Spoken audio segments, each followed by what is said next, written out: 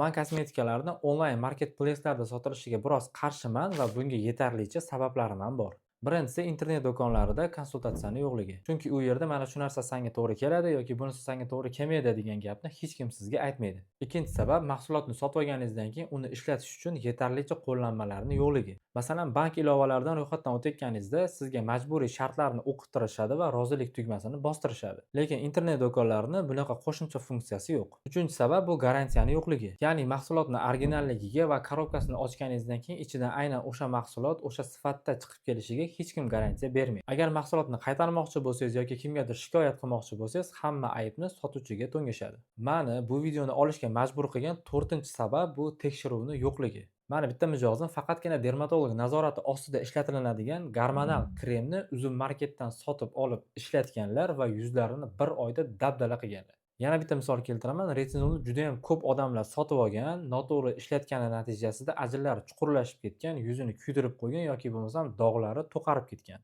Aslida internet do'konlariga qarshi emasman. Internet do'konlarida sotayotgan narsasini nimaligini tushunmaydigan sotuvchilarga qarshiman.